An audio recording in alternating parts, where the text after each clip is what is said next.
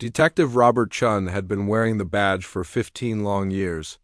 Every morning, he'd look in the mirror, straighten his uniform, and tell himself he was making a difference.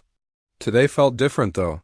Today, he was sitting in a courtroom that buzzed with tension you could almost touch. The Metro City Courthouse had never seen anything like this. News vans lined the street outside like a parade of chaos. Reporters pushed microphones toward anyone willing to talk. Inside, every seat was filled. Some people had been waiting since dawn just to get through the doors. Robert shifted uncomfortably in the wooden chair beside the witness stand. His hands felt sweaty despite the air conditioning that worked overtime to cool the packed room.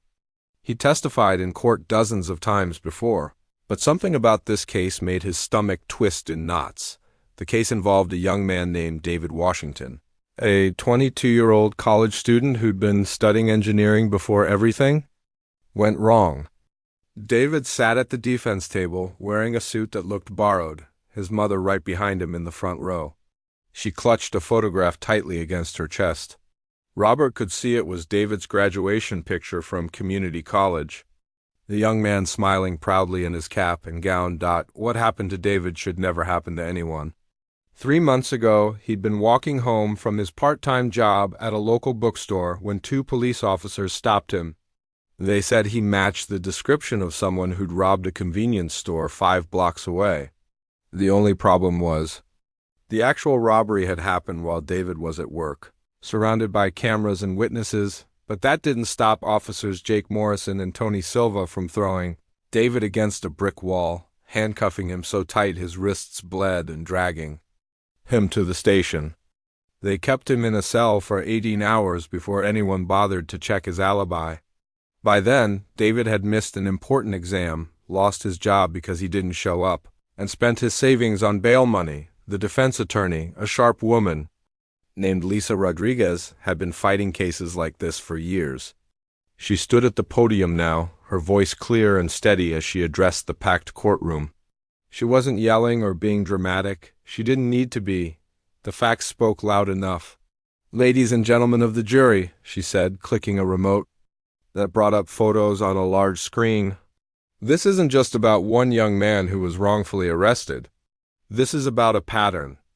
A system that failed David Washington and continues to fail people who look like him every single day." Robert felt his collar getting tighter. He loosened his tie slightly, hoping nobody noticed. On the screen, Lisa was showing a map of the city, with red dots marking every arrest made by Morrison and Silva over the past 2 years. The pattern was impossible to ignore. Nearly every dot sat in neighborhoods where most residents were Black or Hispanic. Officer Morrison and Officer Silva, Lisa continued, made over 200 arrests in the past 24 months. Guess how many of those arrests were in wealthy, predominantly white neighborhoods? She paused, letting the question hang in the air. 7, just 7 out of 200. The courtroom was so quiet you could hear people breathing. Robert glanced around and saw faces in the gallery showing everything from anger to sadness to determination. Many were parents, he realized. People who worried every day about their children facing what David had faced. Lisa clicked to the next slide, and Robert's heart nearly stopped. It was a photo of him standing next to Morrison during a traffic stop last year. Robert remembered that day clearly now, though he tried to forget it. They'd pulled over a car with 3 young Black men inside, claiming the vehicle looked suspicious. Morrison had been aggressive from the start, making the men get out and put their hands on the car for no real reason. Robert had stood there watching, saying nothing. He told himself later that Morrison was the senior officer, that it wasn't his place to interfere. But looking at that photo now, seeing his own face standing silent while those young men were humiliated, he felt sick. "Detective Chun," Lisa said, and Robert realized she was looking right at him. "You were present during many of these stops, weren't you?" The prosecutor, a tired-looking man named Frank Wilson, stood up quickly. "Objection, Your Honor. Detective Chun isn't on trial here." "Sustained," Judge Patricia Williams said, but her eyes stayed on Robert longer than felt comfortable. Judge Williams was known for running a fair courtroom. But Robert could see she was taking this case seriously. Lisa nodded and moved on, but the damage was done. Everyone in that courtroom now knew Robert had been there, watching, doing nothing. He could feel David's mother looking at him, those wise eyes that reminded him of his own mother back in San Francisco. The next hour felt like a lifetime. Lisa presented body camera footage that made Robert's hands shake. Video after video of Morrison and Silva stopping people for minor infractions, searching cars without real cause, using language that made Robert cringe. And in several of those videos, there he was again, standing in the background like a statue. 1. Video showed Morrison pulling over a young woman for supposedly running a red light. The footage clearly showed the light was yellow when she entered the intersection. Morrison spent 20 minutes searching her car, claiming he smelled marijuana. He never found anything, but he gave her 3 different tickets anyway. Robert had been there that day too, watching it all happen. "The pattern is clear," Lisa told the jury as she wrapped up her opening statement. "This isn't about a few bad apples. This is about a culture that allows and even encourages the targeting of specific communities. Detective Chun has witnessed this culture firsthand." As Lisa sat down, Robert felt the weight of 15 years pressing down on his shoulders. He joined the police force because he wanted to help people, to make his neighborhood safer. His parents had been so proud when he graduated from the academy. His father, who'd worked double shifts at a factory his whole life, had tears in his eyes watching his son take the oath, but somewhere along the way, Robert had lost sight of that young officer who wanted to serve and protect everyone equally. He'd learned to keep his head down, follow orders, and not ask too many questions. The department had unwritten rules about loyalty, about backing up your fellow officers no matter what. Speaking up meant being labeled a troublemaker, getting the worst assignments, maybe even losing your job. Frank Wilson stood up for his opening statement, and Robert could already tell what approach he'd take. Wilson was going to paint Morrison and Silva as good cops who made tough decisions in difficult situations. He'd argue that crime statistics justified their actions, that they were just doing their jobs in high-crime areas. "Ladies and gentlemen," Wilson began, "police work isn't easy. Officers Morrison and Silva patrol some of the most dangerous streets in our city. They make split-second decisions that the rest of us can judge from the safety of this comfortable courtroom." Robert watched the jury as Wilson spoke. Some nodded along, but others looked skeptical. Times were changing, he realized. People were asking harder questions about policing, demanding better answers than they used to accept. As Wilson continued his defense of the department's practices, Robert found himself really looking at David Washington for the first time. The young man sat quietly, occasionally whispering to his lawyer, but mostly just listening. His hands were folded in his lap, and Robert could see the faint scars on his wrists from where the handcuffs had cut him. This wasn't just a case file anymore. This was a real person whose life had been turned upside down by officers Robert worked with every day. Officers he'd shared coffee with, joked around with, trusted to have his back in dangerous situations. But could he trust them to do the right thing? Looking at all the evidence Lisa had presented, Robert was beginning to realize he'd been lying to himself for a very long time. The second day of the trial arrived faster than Robert wanted. He'd barely slept the night before, tossing and turning as scenes from yesterday's testimony replayed in his mind. His wife Kelly had asked him what was wrong over breakfast, but how could he explain? How could he tell her that everything he thought he knew about his job was falling apart? The courtroom filled up again, maybe even more packed than before. Word had gotten out about what happened on day one. Social media was buzzing with clips from the trial. Robert had made the mistake of checking his phone that morning and saw his own face in several news articles. The headlines made his stomach drop. Lisa Rodriguez called him to the witness stand this time. As Robert walked across the courtroom, he felt like everyone was watching him, judging him. The wooden chair creaked as he sat down, and he tried to keep his hands steady as he placed them on his lap. "Detective Chun," Lisa began, her voice professional but not unkind. "You've been with the Metro City Police Department for 15 years, correct?" "Yes, ma'am." Robert's voice came out smaller than he intended. And during that time, you've worked closely with Officers Morrison and Silva? Yes, we've been partnered on various cases and patrol duties. Lisa walked over a table covered with evidence boxes. She pulled out a small recording device and held it up. Detective Chun, I'm going to play some audio recordings for you. These were captured by body cameras and dashboard cameras from police vehicles. I want you to listen carefully and tell me if you recognize the voices. The first recording started playing through speakers that filled the courtroom with crystal clear sound. Robert heard Morrison's voice immediately, talking to Silva during what sounded like a routine patrol. Man, I'm telling you, we need to hit those projects again today, Morrison was saying. Captain wants our numbers up, and you know where the easy picks are. Silva's laugh came through clearly. Yeah, those people always got something on them. Just gotta find a reason to look? Robert felt his face getting hot. He remembered that conversation now. They'd been sitting in their patrol car outside a coffee shop, and Robert had been checking his phone, not really paying attention, but he'd heard it. He'd heard every word and said nothing. Lisa paused the recording.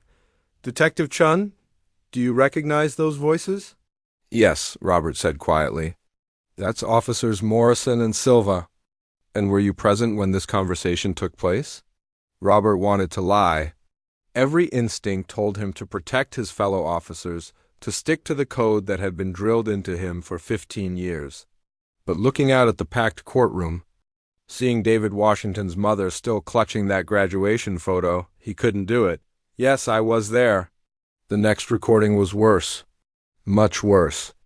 Robert heard his own voice this time, talking with Morrison after they'd pulled over a car full of teenagers the week before David's arrest. Think we should call this in? Robert heard himself asking on the recording. Nah, Morrison replied. These kids learned their lesson.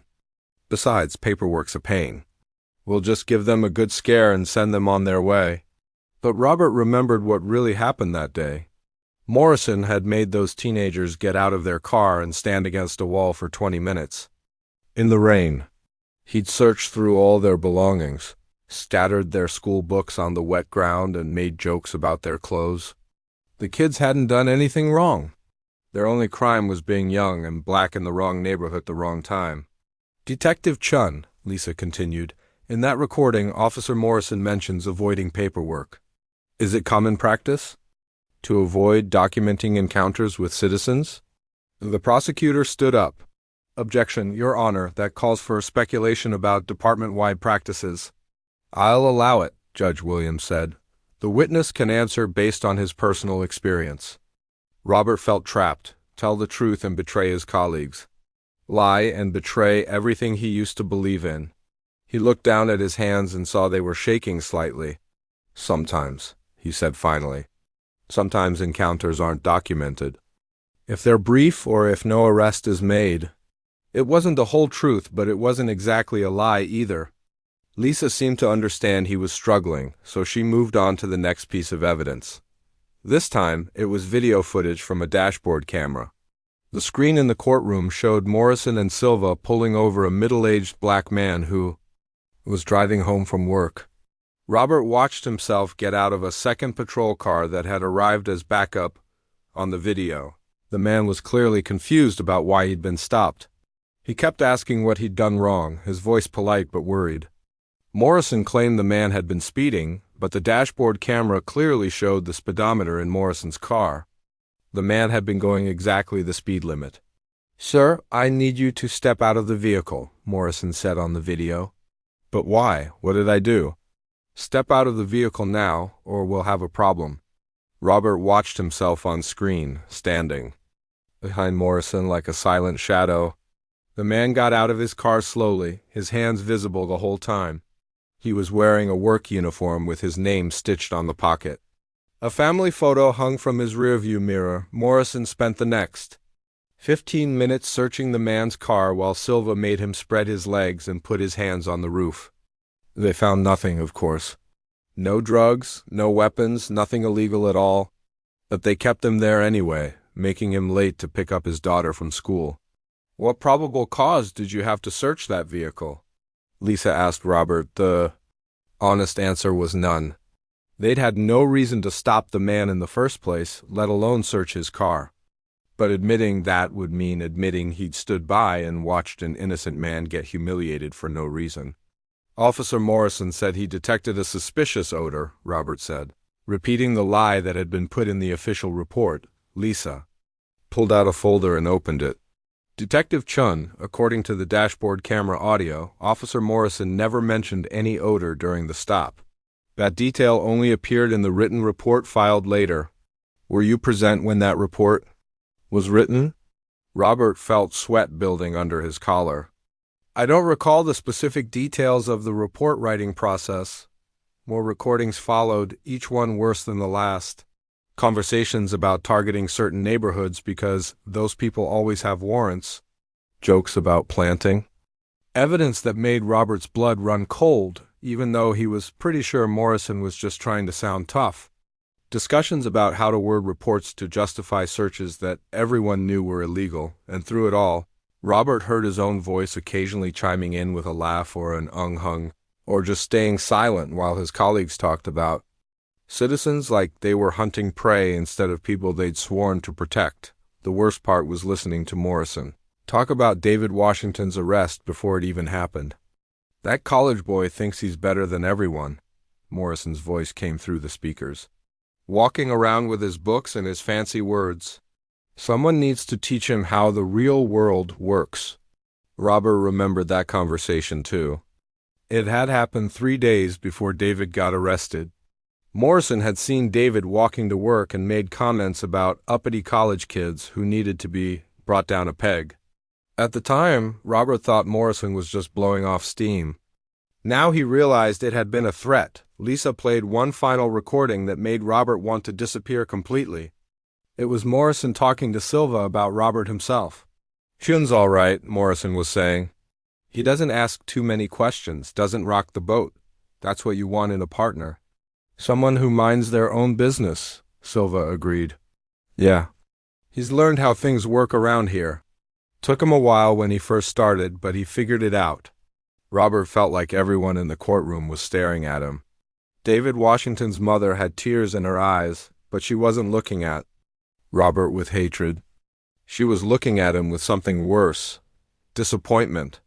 Like she'd expected better from him and he'd let her down. Detective Chun, Lisa said gently, after hearing these recordings, do you have anything you'd like to add to your previous testimony? Robert looked out at the packed courtroom. At the reporters taking notes, at the community members who'd taken time off work to be here, at David Washington himself.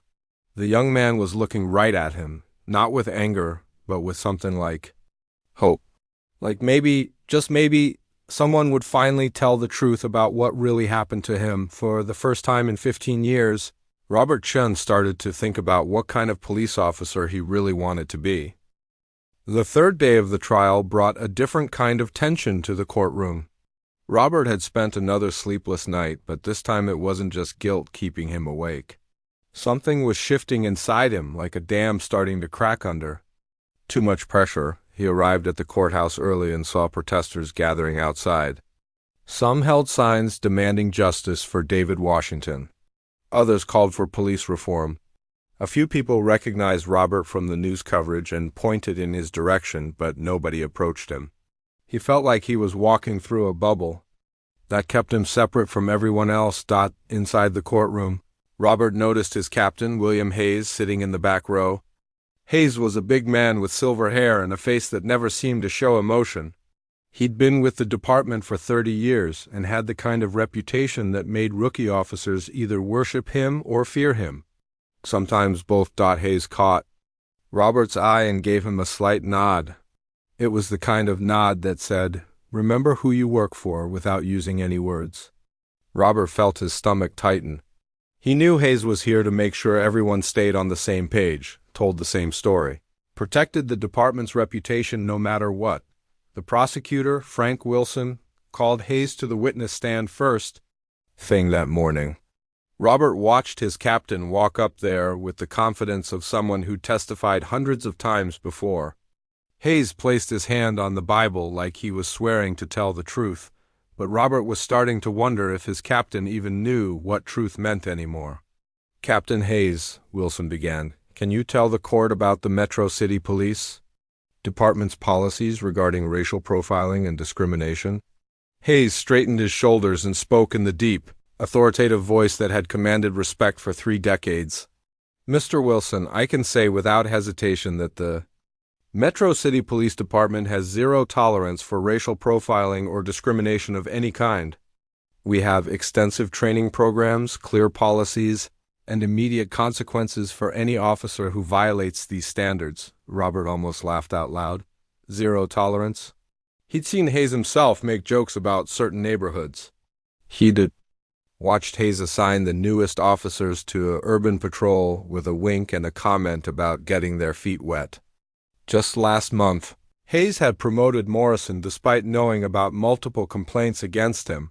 Wilson continued his questioning, and Hayes painted a picture of a department that was fair, professional, and dedicated to serving all citizens. Equally, he talked about diversity training, community outreach programs, and accountability measures like they were real things instead of just words on paper that nobody actually followed. In your professional opinion, Wilson asked, do Officers Morrison and Silva represent the values and standards of your department? Absolutely, Hayes said without hesitation. Both officers have excellent records and have served this community with distinction for many years. Robert felt something snap inside his chest. Excellent records? Morrison had been complained about 17 times in the past 2 years. Silva had been suspended twice for excessive force. But those complaints had been buried in paperwork, dismissed as unfounded or explained away as misunderstandings. Lisa Rodriguez stood up for cross-examination, and Robert could see she was ready for battle. She'd done her homework on Captain Hayes, and she had the kind of evidence that couldn't be explained away with smooth talk and department spin. Captain Hayes, Lisa began, you testified that your department has zero tolerance for racial profiling. Are you familiar with the arrest statistics for your officers over the past 5 years? I review statistics regularly as part of my duties. Lisa walked over to the evidence table and picked up a thick folder. According to department records, which I've obtained through public records requests, officers in your department arrest black citizens at a rate 7 times higher than white citizens. How do you explain this disparity? Hayes shifted slightly in his chair. Crime statistics reflect the reality of where criminal activity occurs. Our officers respond to calls and patrol areas where they're needed most. I see. And these areas where they're needed most, do they happen to be predominantly black and Hispanic neighborhoods? Our deployment is based on crime data, not demographics. Robert watched Lisa pull out another document. She was building something, piece by piece, and Hayes was walking right into it.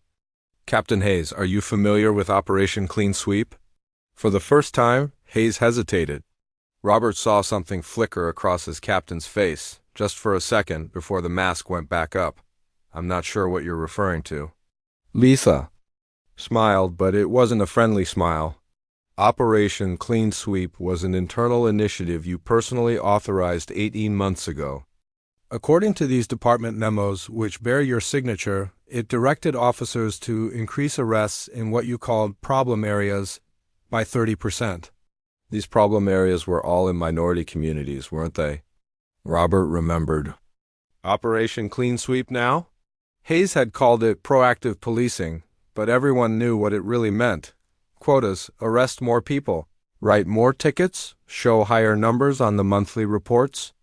It didn't matter if the arrests were justified as long as the statistics looked good. Hayes cleared his throat. Operation Clean Sweep was designed to address rising crime rates in specific neighborhoods based on statistical analysis. Statistical analysis? Lisa repeated. Captain Hayes, did this statistical analysis include any consideration of the fact that these same neighborhoods had been historically over-policed, which naturally led to higher arrest numbers? I'm not a sociologist, counselor. I'm a police. Captain, indeed you are. And as a police captain, you're responsible for the actions of your officers, correct? Within reasonable parameters, yes. Lisa walked closer to the witness stand. Captain Hayes, in the past 2 years, how many officers in your department have been disciplined for misconduct related to racial bias? I don't have those exact numbers memorized. I'll help you. The answer is 0. 0 officers have been formally disciplined for racial bias in the past 2 years, despite 43 complaints being filed. How is that possible if you have 0 tolerance for discrimination? Robert watched Hayes' face getting redder. His captain was starting to look trapped, and Robert knew from experience that Hayes didn't handle being cornered very well.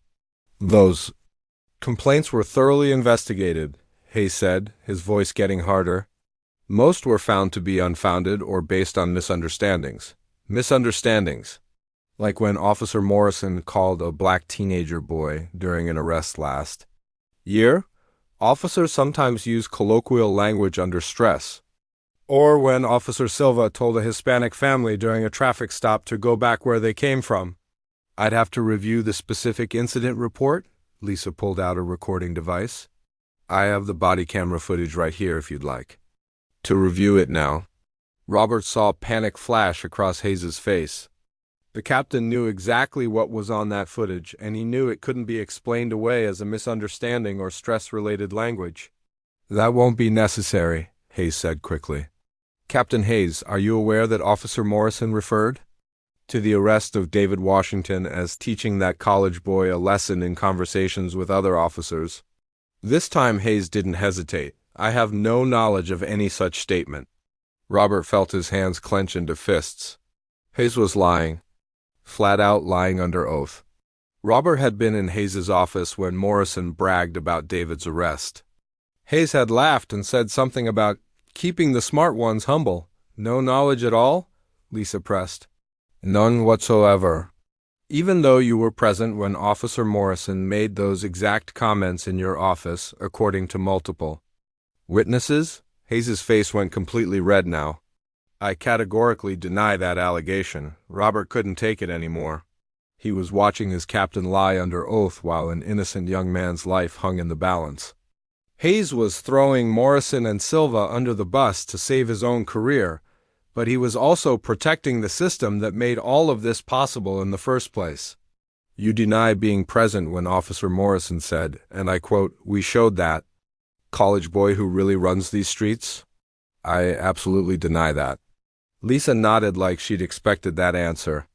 Captain Hayes, would you be surprised to learn that your office is equipped with a recording system that captures all conversations? The silence in the courtroom was deafening. Hayes stared at Lisa like she'd just told him his house was on fire. Robert saw his captain's hands start to shake slightly on the witness stand. I'm not familiar with any recording system.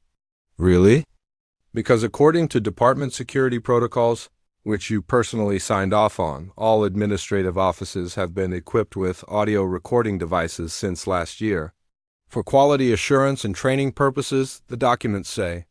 Robert watched his captain of 15 years completely fall apart in real time.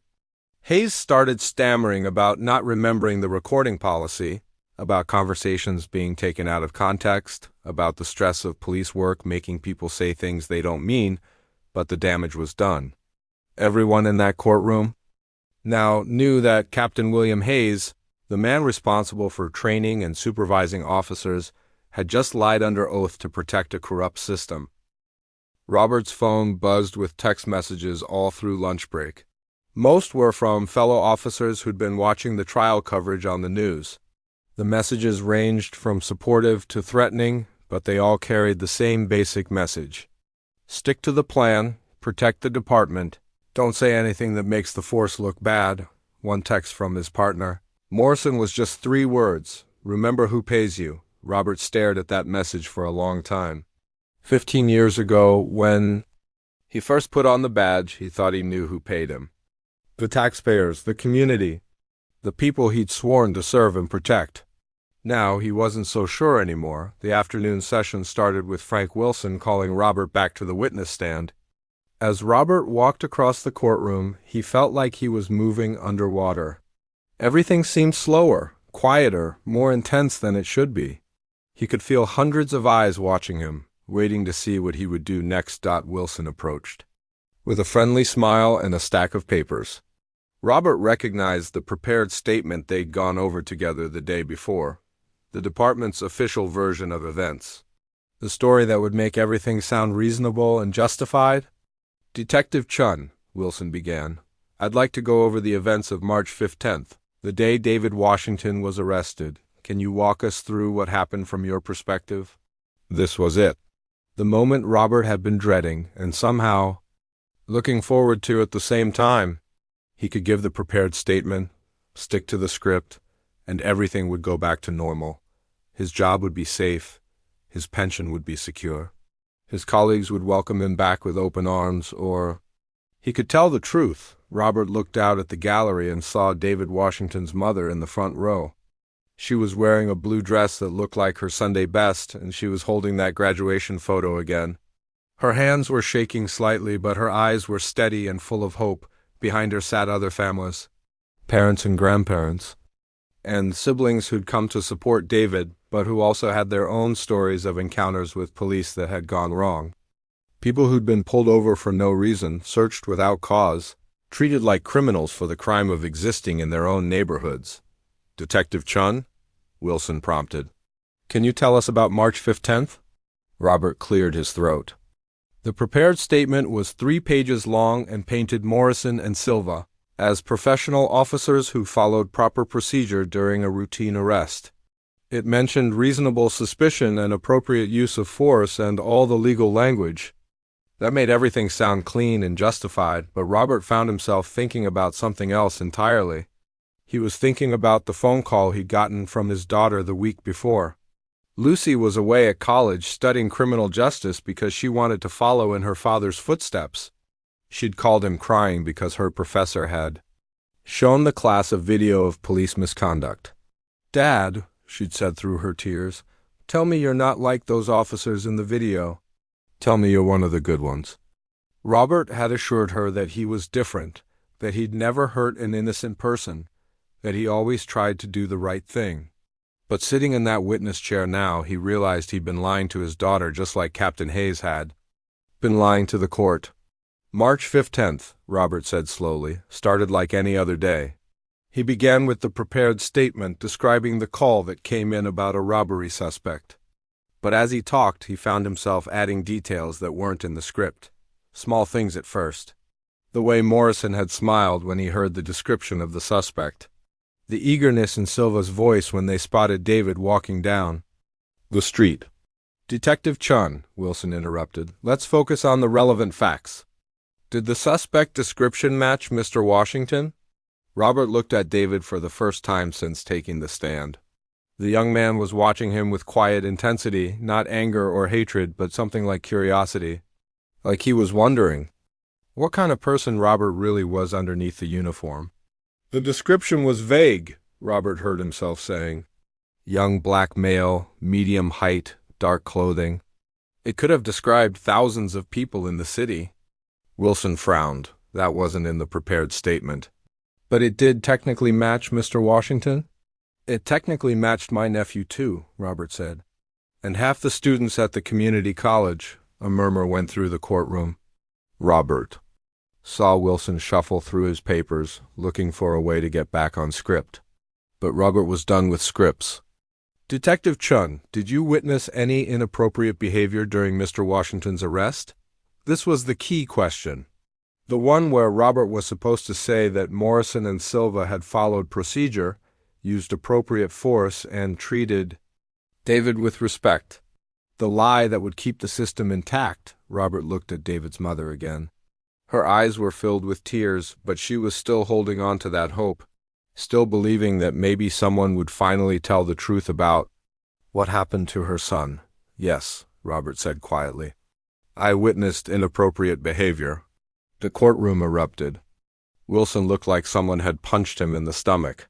Captain Hayes jumped to his feet in the back row, his face turning red again. Judge Williams had to bang her gavel 3 times to restore order. "Detective Chun," Wilson said, his voice tight with panic, "perhaps you misunderstood the question."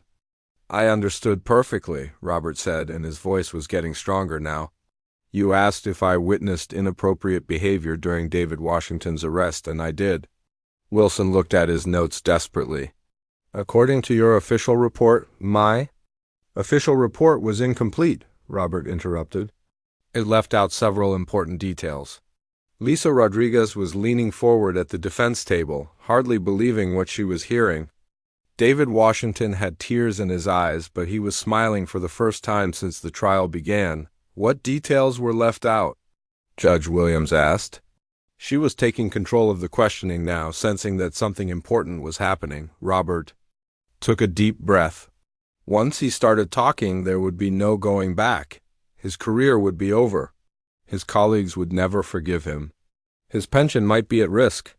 But looking out at that courtroom full of people who deserved better from the police force, he realized he didn't care anymore. Officer Morrison didn't just arrest David Washington, Robert said. He targeted him. 3 days before the arrest, Morrison saw David walking to work and made comments about teaching him a lesson.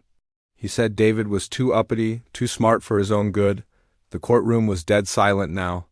Even the reporters had stopped taking notes and were just listening. When we got the call about the robbery, Robert continued, Morrison immediately said he knew who they should look for. Not because he had any evidence, but because he'd been waiting for an excuse to arrest David. Wilson tried to object, but Judge Williams waved him off. She wanted to hear this.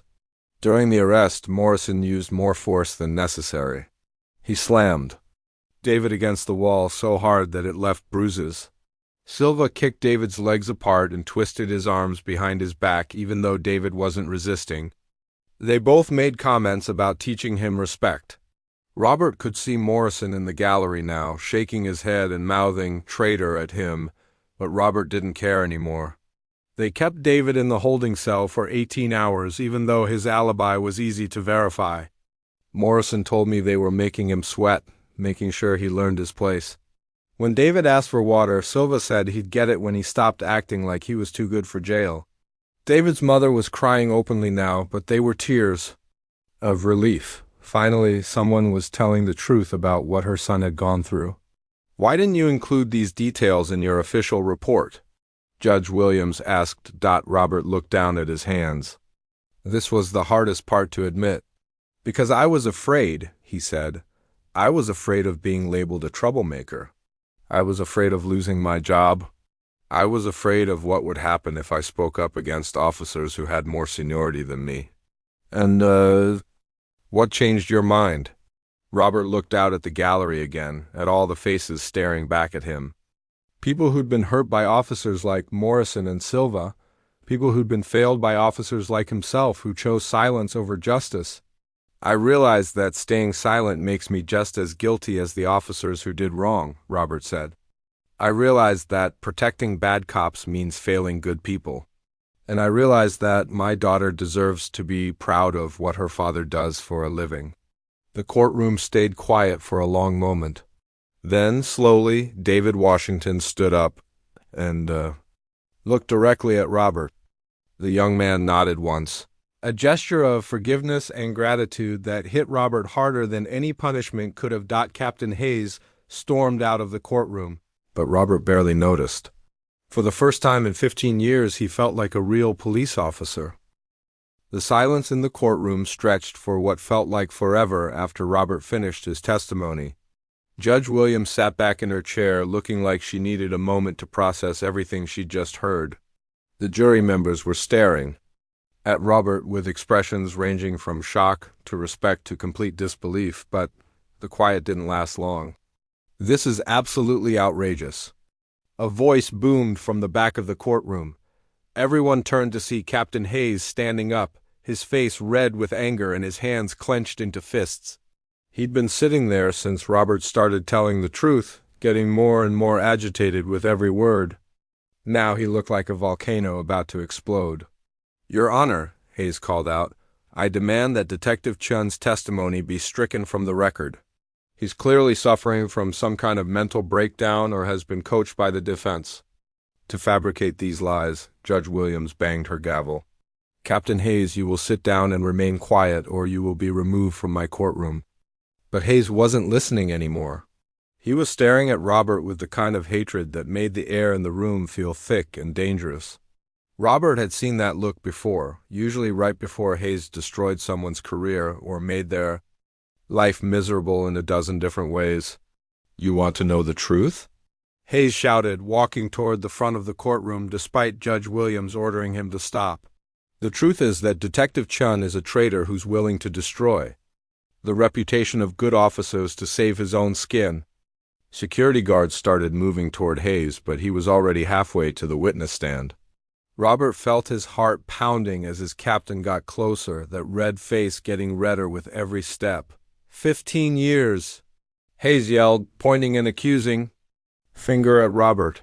15 years you've worked under me, and now you want to throw it all away for what?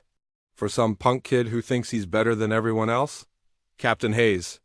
Judge Williams was standing now, her voice sharp with authority. Sit down immediately. But Hayes was beyond listening to anyone. He reached the witness stand and grabbed the railing, leaning in close to Robert's face. Robert could smell coffee and anger on his captain's breath.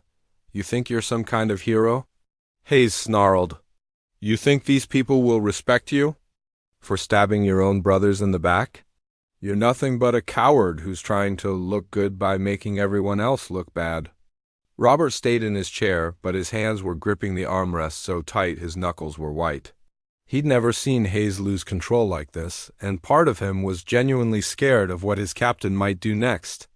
I told the truth, Robert said quietly. That's what we're supposed to do in court. The truth? Hayes laughed, but it wasn't a pleasant sound. The truth is that Morrison and Silva are good cops who put their lives on the line every day to keep this city safe. The truth is that David Washington is just another criminal who got caught and is now trying to play the victim. A gasp went through the courtroom. David's mother stood up, her face filled with pain at hearing her son called a criminal by someone who was supposed to protect and serve the community. That young man has never been arrested before this, Robert said, his voice getting stronger. He was as straight a student working his way through college. The only thing he's guilty of is being black in the wrong place at the wrong time. Hayes's face went from red to purple. Don't you dare lecture me about police work. I've been protecting this city since before you even thought about becoming a cop. I know the difference between good people and criminals, and I know which side pays your salary.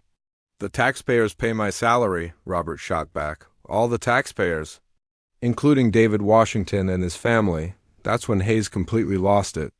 You ungrateful piece of garbage.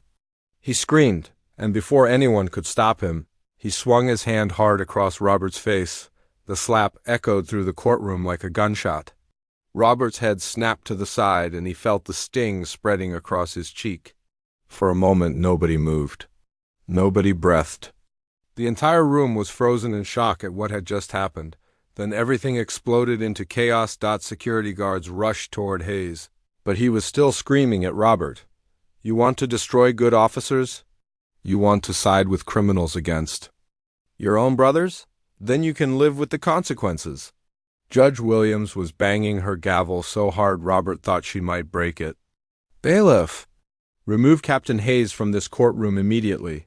But the damage was already done. Every phone in the courtroom had captured the moment.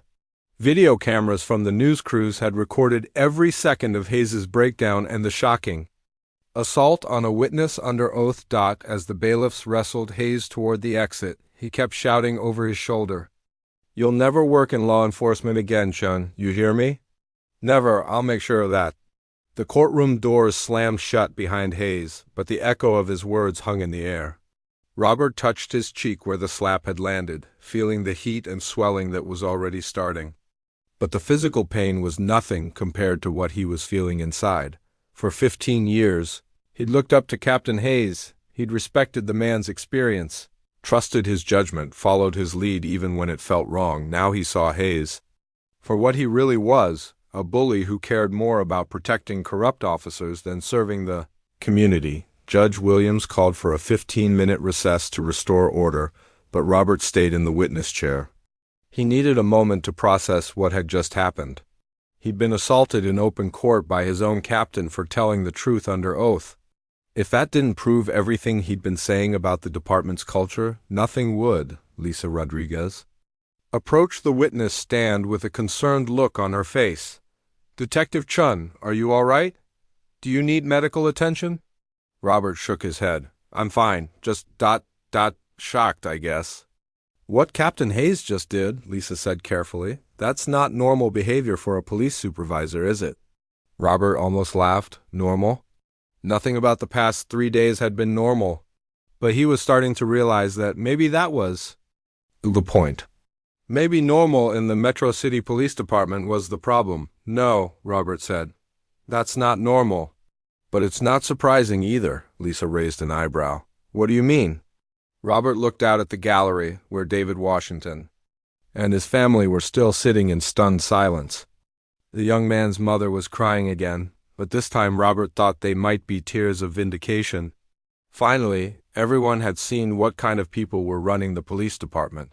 I mean, Captain Hayes just showed this entire courtroom exactly what happens when someone challenges the system, Robert said.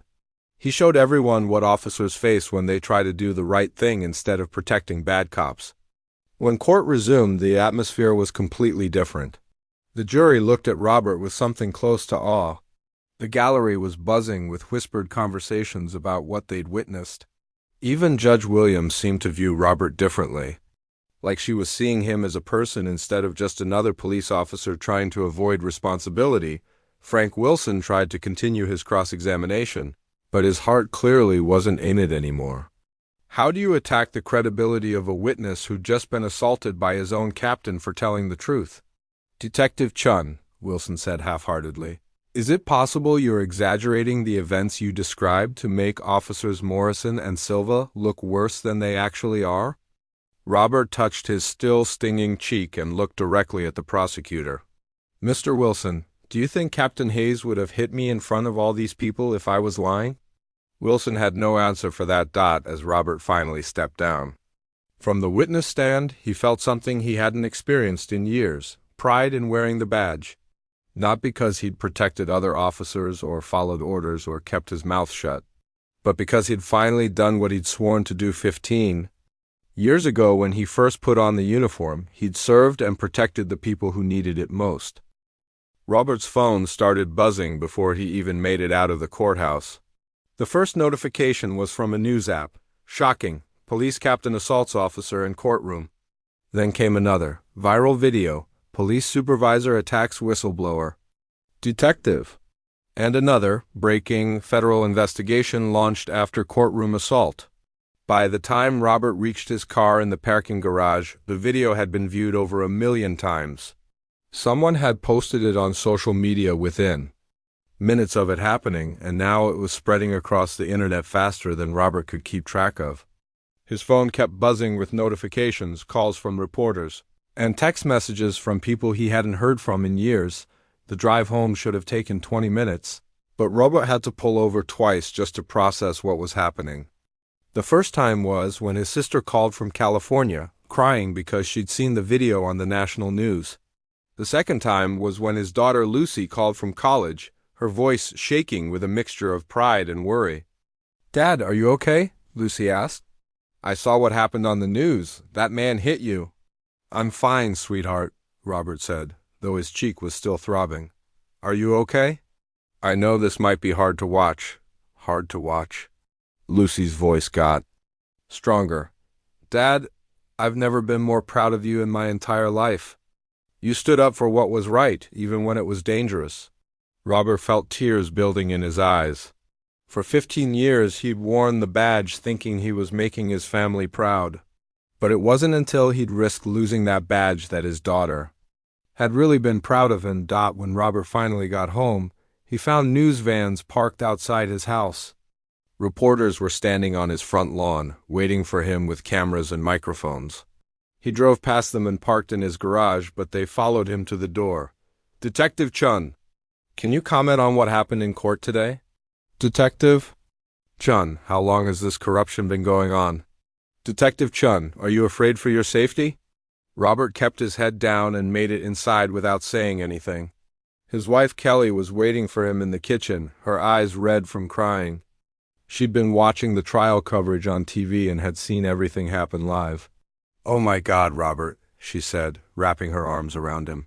"When I saw him hit you, I thought, I was so scared something worse might happen." Robert held his wife tight and felt some of the tension leave his body. Whatever happened next, at least he had Kelly and Lucy supporting him. That was more than a lot of whistleblowers could say. The evening news was unlike anything Robert had ever seen. Every major network was covering the story.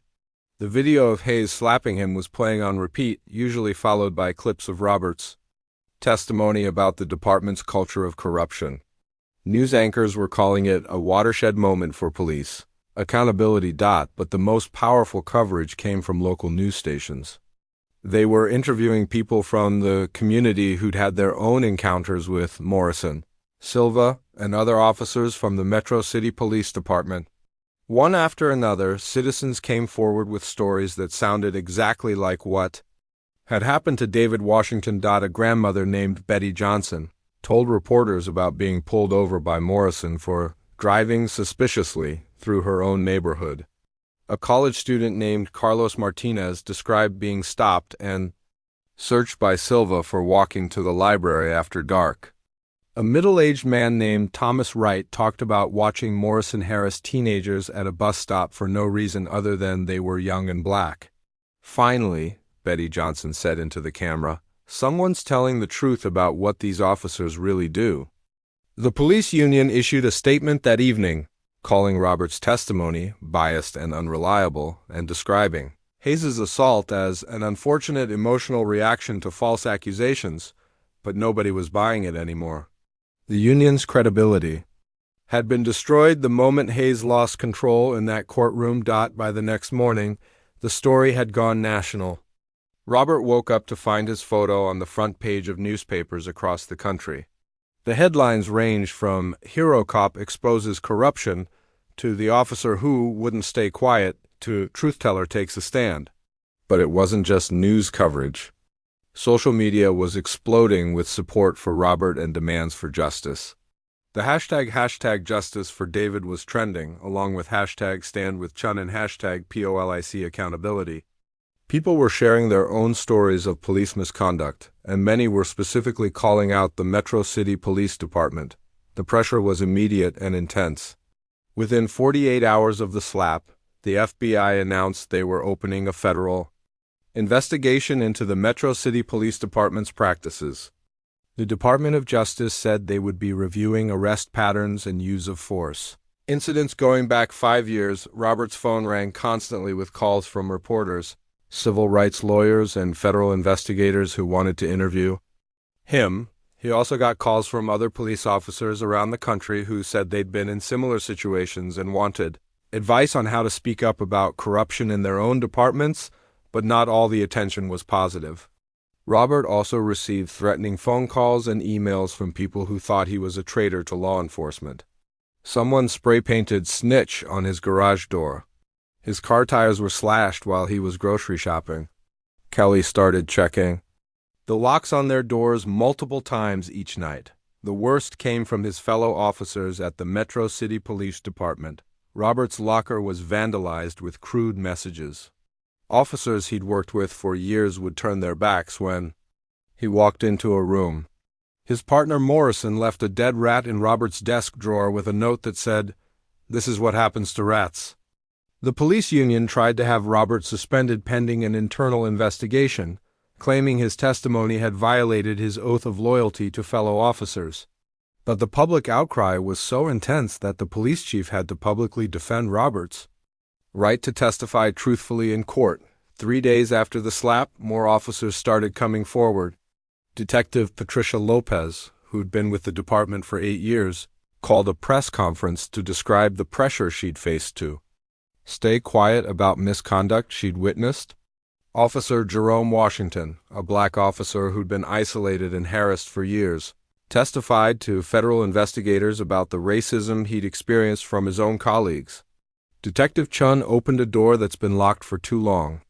Detective Lopez told reporters, "He showed us that telling the truth is more important than protecting bad cops." The ripple effects spread beyond just the police department. The mayor called for a complete review of police policies and procedures. The city council scheduled emergency hearings on police accountability. Community groups that had been demanding reform for years suddenly found themselves invited to meetings with city officials who'd previously ignored them. David Washington's civil rights lawyer announced they were filing additional lawsuits on behalf of other victims of police misconduct. The cases that had been dismissed or settled quietly in the past were being reopened with new evidence and fresh attention from the media, but perhaps the most significant change was in public perception. For years, people had complained about police misconduct only to be told they were exaggerating or lying. Now, thanks to Robert's testimony and Hayes's violent reaction, those same people were being believed. Their stories were being taken seriously. Their demands for justice were being heard. Robert watched all of this unfold from his kitchen table, where he sat each morning reading news coverage of the case he'd helped create. His cheek had healed, but the bruise had become a symbol of something much bigger than one officer's assault on another. He thought about the young man he'd been 15 years ago, full of hope and determination to make the world a better place. That young officer had gotten lost somewhere along the way, buried under years of following orders and not rocking the boat. But maybe it wasn't too late to find him again. Maybe it was never too late to do the right thing. The trial verdict came 3 weeks after the slap heard around the world. Robert sat in the gallery this time, no longer on the witness stand, but still very much at the center of everything happening in that packed courtroom. The jury had deliberated for only 6 hours, which everyone knew was a good sign for David Washington. When the foreman stood up to read the verdict, the silence was so complete that Robert could hear his own heartbeat. "We, the jury, find in favor of the plaintiff, David Washington, and award damages in the amount of $2.8 million. The courtroom erupted in cheers and tears. David's mother collapsed into sobs of relief, finally able to release 3 months of built-up stress and fear. David himself sat quietly for a moment, then turned around to look at Robert and nodded once. It was a simple gesture, but it meant everything. But the money, as significant as it was for David and his family, was just the beginning. The real victory was what started happening in the days and weeks that followed. Captain Hayes was arrested 2 days after the verdict on charges of assault, perjury, and obstruction of justice. Robert watched the news coverage from his living room as Hayes was led away in handcuffs. The same man who'd commanded respect for 30 years now looking scared and defeated. The police union tried to defend him, claiming he'd been under extreme stress, but public opinion had shifted too far for their usual tactics to work. Hayes wasn't the only one facing consequences. The FBI investigation that had started after the courtroom incident was moving faster than anyone expected. Federal agents had been interviewing officers, reviewing files, and analyzing arrest data for weeks. What they found was a pattern of misconduct that went far beyond Morrison and Silva. Officer Morrison was suspended without pay pending criminal charges for David's wrongful arrest. But the investigation revealed he'd been involved in at least 12 other questionable arrests over the past 2 years. Silva faced similar charges, and both officers were looking at potential prison time for civil rights violations. The department tried to paint Morrison and Silva as bad apples who didn't represent the force as a whole. But that narrative fell apart when the FBI released their preliminary findings. They discovered what they called systemic patterns of discriminatory policing that affected multiple units and supervisors throughout the department. Robert found himself testifying again, this time to federal investigators in a downtown office building. The FBI agents were thorough and professional, asking detailed questions about everything he'd witnessed over 15 years.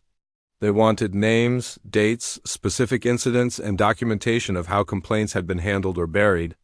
"Detective Chun," one of the agents said during a particularly long interview session, "in your experience, how common was it for officers to target specific communities?"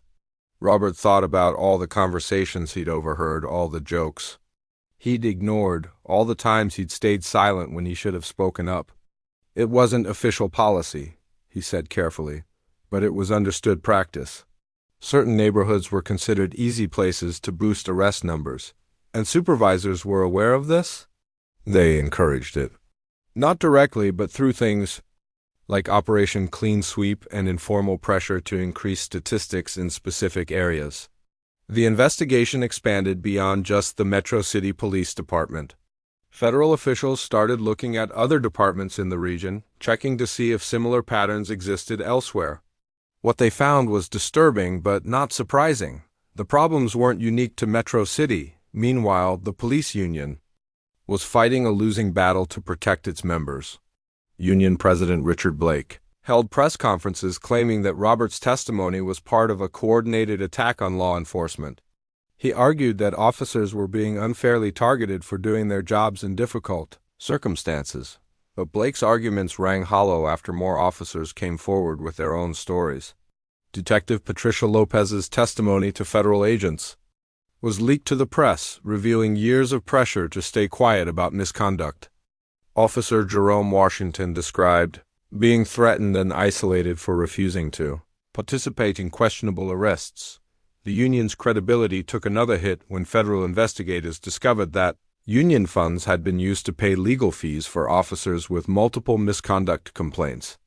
Including Morrison and Silva, the union had essentially been using member dues to protect the worst officers while ignoring the concerns of good officers who wanted to do their jobs properly. Public pressure forced the police chief to announce major changes. Chief Anderson, who'd been largely absent during the early stages of the scandal, suddenly became very visible, holding press conferences and community meetings to address the crisis. She promised new training programs, revised policies, and better oversight of officer conduct, but the community wasn't satisfied with promises anymore. They'd heard similar commitments before, usually after high-profile incidents that eventually faded from public attention. This time felt different because of the federal involvement and the ongoing media coverage. City Council member Janet Rivera, who'd been pushing for police reform for years, finally had the political support she needed to force real changes. At a packed City Council meeting, she introduced legislation requiring body cameras for all officers, independent oversight of complaints, and mandatory reporting of misconduct by fellow officers. The events of the past month have shown us that self-policing doesn't work, Rivera told the council chamber filled with citizens demanding reform. We need outside oversight and accountability measures that have real teeth. The police union fought the new legislation, claiming it would make officers' jobs harder and put them at risk. But their opposition only made them look like they were trying to protect bad cops. The legislation passed with overwhelming support from both the council and the community. Robert found himself in an impossible position at work. Officially, he was still a detective with the Metro City Police Department, but practically he was an outsider in his own workplace. Officers who'd been friendly for years now avoided him. His requests for backup were answered slowly, if at all. Someone had scratched "traitor" into his car in the department parking lot. The department couldn't fire him without looking like they were retaliating against a whistleblower, especially with federal investigators watching everything. But they could make his life miserable in 100 small ways. Robert was transferred to a desk job reviewing old case files, effectively removing him from active police work. Chief Anderson called Robert into her office 6 weeks after the trial ended. She was a tall woman with gray hair who'd been with the department for 25 years, working her way up through the ranks. Robert had always respected her, but he wasn't sure where she stood after everything that had happened. "Detective Chen," she said, gesturing for him to sit down. "I want to thank you for your testimony. I know it wasn't easy, and I know you faced consequences for speaking up." Robert nodded but didn't say anything.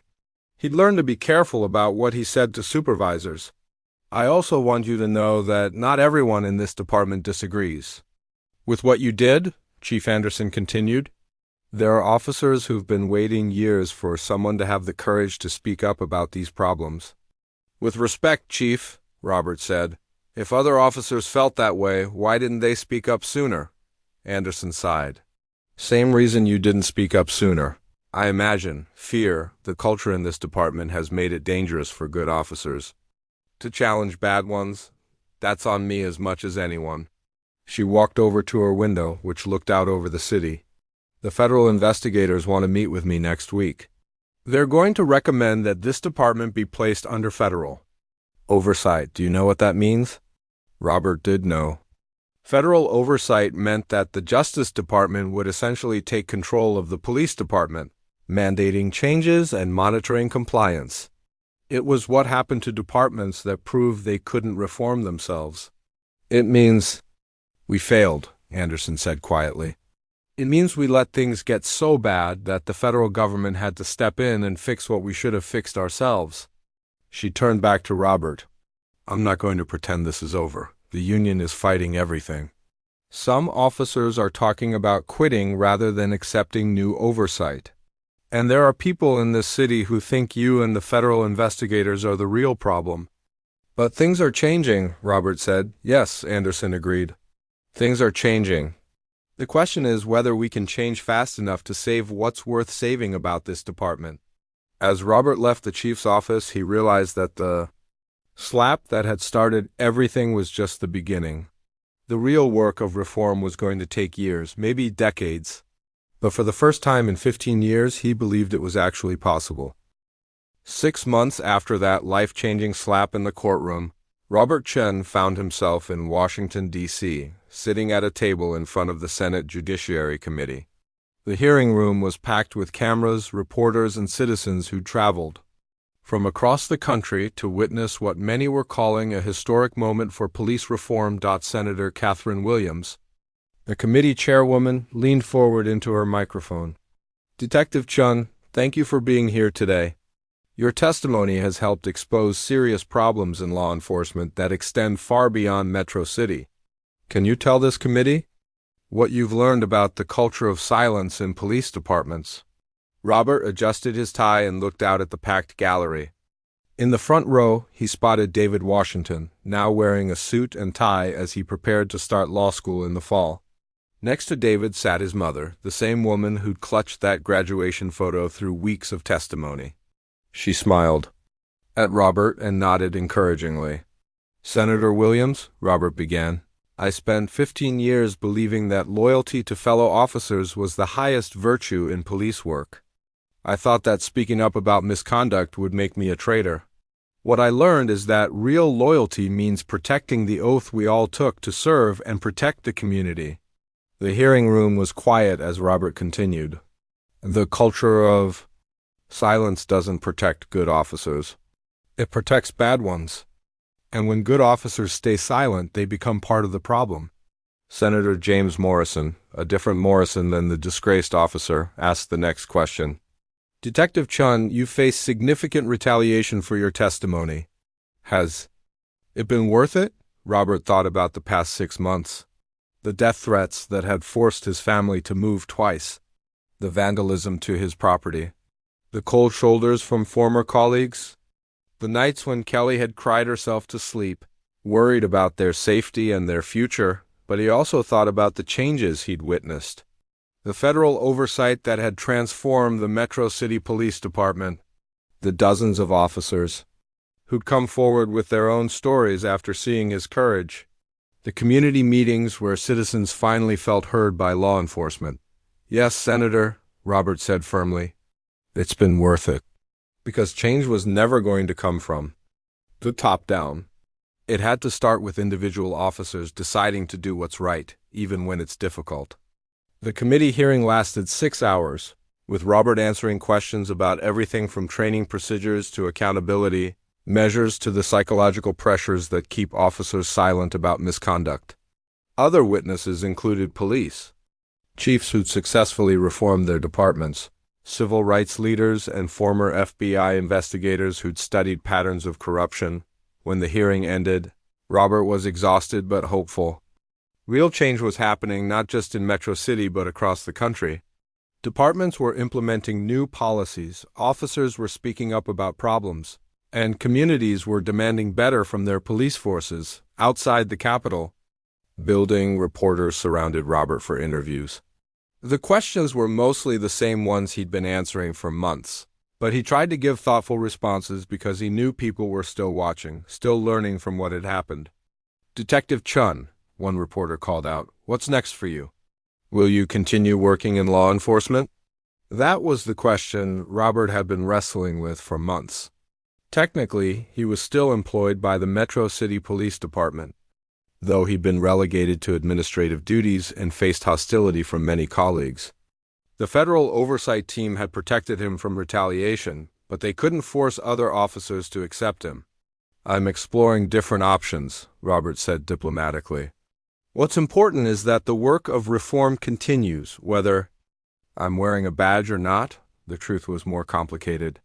Robert had been offered jobs with police reform organizations, consulting positions with federal oversight teams, and speaking opportunities that could provide a good living. But part of him still believed he could make a difference from within law enforcement, even if it meant continuing to face opposition from colleagues. The flight back to Metro City gave Robert time to think about how much his life had changed. A year ago, he'd been just another detective trying to keep his head down and do his job without causing trouble. Now he was testifying before Congress and being recognized as a symbol of police reform. When the plane landed, Robert was surprised to see Kelly and Lucy waiting for him at the gate. His daughter had driven down from college, and both women were beaming with pride. "Dad," Lucy said, hugging him tight, "I watched the hearing online. You were amazing." Kelly took his hand as they walked through the airport. "The local news has been covering the hearing all day. They interviewed community members who wanted to thank you for speaking up." On the drive home, Robert learned about the latest developments in Metro City. Captain Hayes had been sentenced to 2 years in prison for assault and perjury. Officers Morrison and Silva had pled guilty to civil rights violations and were facing federal prison time. 3 other officers had been fired, and a dozen more were under investigation, but the most significant change was in the department's relationship with the community. Under federal oversight, the Metro City Police had implemented new training programs, community policing initiatives, and accountability measures. Crime rates hadn't increased, as union officials had predicted, but citizen complaints had dropped dramatically. "There's something else," Kelly said as they pulled into their driveway. "Chief Anderson called yesterday. She wants to meet with you next week." Robert wondered what the chief wanted to discuss. Relations between them had been cordial but distant since his testimony. Anderson was trying to reform the department, but she also had to deal with officers who viewed Robert as an enemy. The meeting with Chief Anderson took place the following Tuesday in her office. She looked tired but determined, like someone who'd been fighting an uphill battle for months. "Detective Chun," she began, "I have a proposition for you.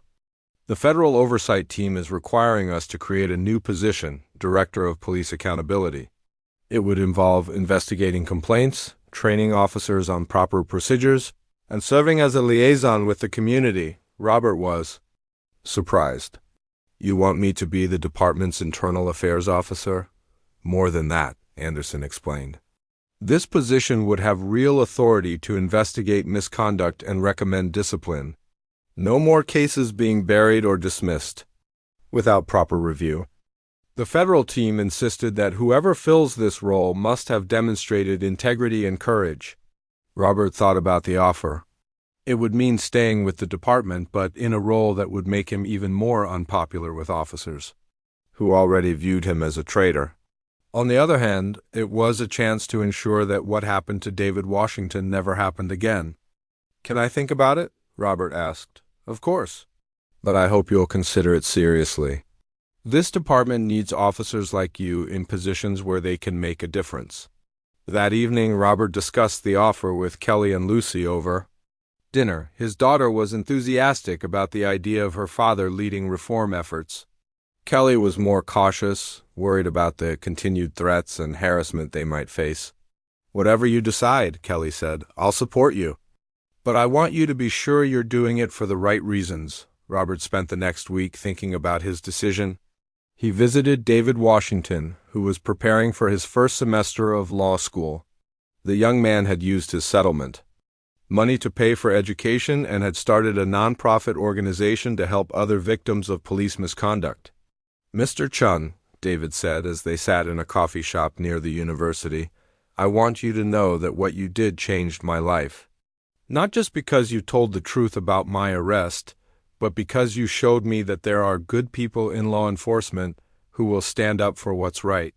"I should have spoken up sooner," Robert said. I'm sorry it took so long." David shook his head. "You spoke up when it mattered most.